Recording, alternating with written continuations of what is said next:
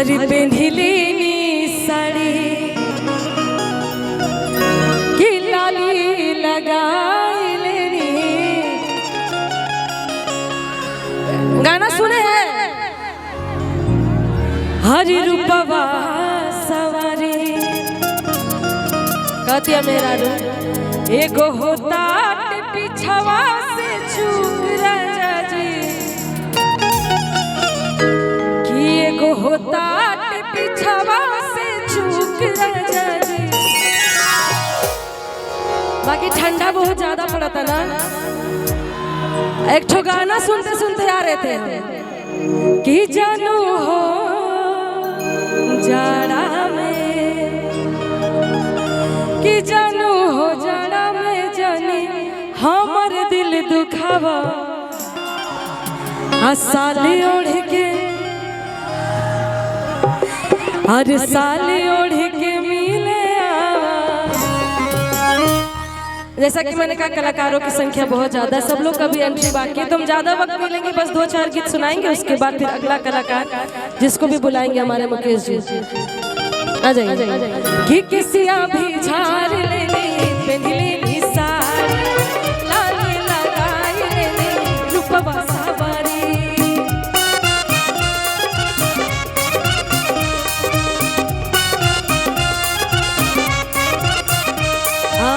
किसिया भी झाड़ लेनी पेन्हिलेनी साड़ी लाली लगाई लेनी रूपवा सवारी।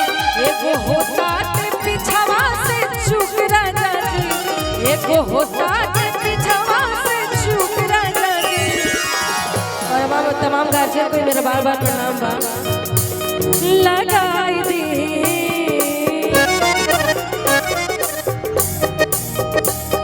लगाई दी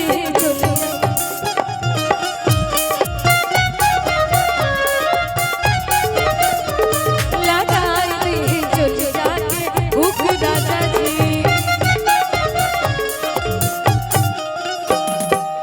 इधर सभी लोग का हाथ होते रहना चाहिए। बड़ा चोलिया में होता गुदगुदी राजा करी तो मने उपाय कुछ हमके ना बुझा करी तो मने उपाय कुछ हमके ना बुझा। अरे फिर भइल बाटे सब बड़ा चोलिया में होता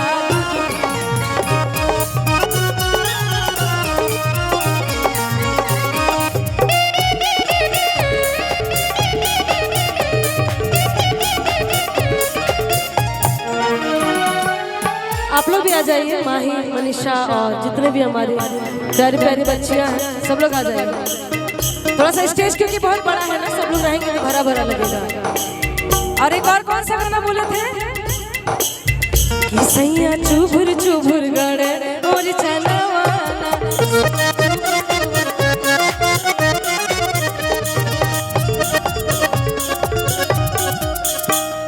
सुनली बोलम जी भैया के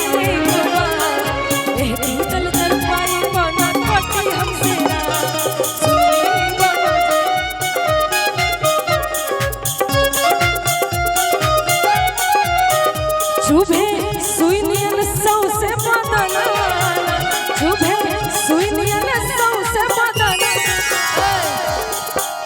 अच्छा एक बात हम हमारे सुनील भैया के लिए बोलना चाहेंगे, बट हाँ ये है कि कोई ये ना बोले कि भाई जातिवाद वाला गाना गा रहे हैं और ये फालतूगिरी नहीं। कोई भी हमारे यूट्यूबर भाई लोग जाति पाति से कोई मतलब नहीं है, बस एक गाना है हमको याद आ गया भैया के लिए वो हम गाना बस सुना रहे हैं। क्या करबो वो देख लेनी कि बघवा बिरादरी कहल जाला यही रन के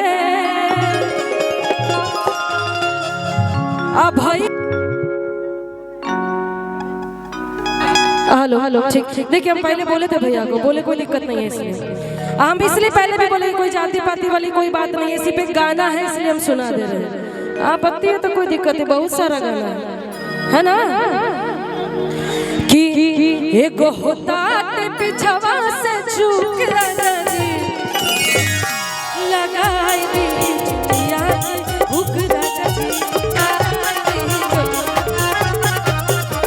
लगाई दी चुटिया भूख राजा जी।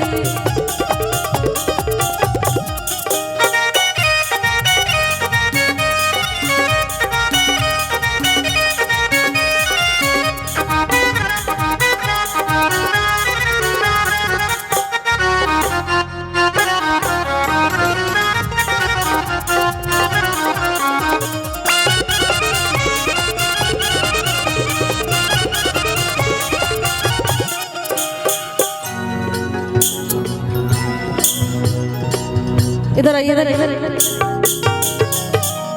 अरे ये हो पिया जी ताने बुझी लचरिया, आ जाए के बाटे हमके पटना बजरिया। देरी करब त गाड़ी जाए छूट राजा, कि देरी करब त गाड़ी जाए छूट राजा। हमारे बड़े गार्जियन की तरफ से बहुत बहुत पुरस्कार, ढेर सारा आशीर्वाद प्यार दुलार की कामना बा। बहुत बहुत धन्यवाद भैया। ये तरी देर तो रात गुजर जाए। बहुत बहुत शुक्रिया, आशीर्वाद बनाए रखें और देंगे। एक ही बार दे दीजिए ना, धीरे धीरे कहाँ दे रहे। हाँ रात बिता दे भाई मैं कि देरी करब त गाड़ी जाए छूट राजा जी, लगाई दे चोली जाके भूख राजा जी।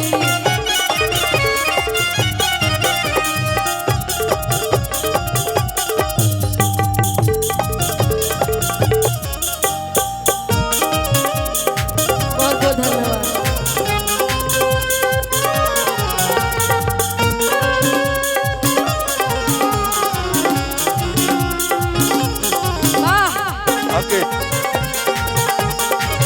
अंकित आ गया।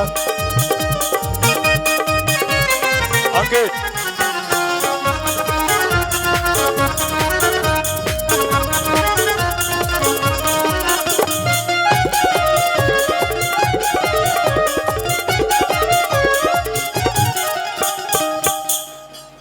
आइए, तानिया जाना नहीं है, इनकी तरफ से बोलेंगे कि भइल बाटे बड़े तिरछो देवरा। अरे भइल बाटे बड़े तिरछो देवरा, त हमके राती में पढ़ावे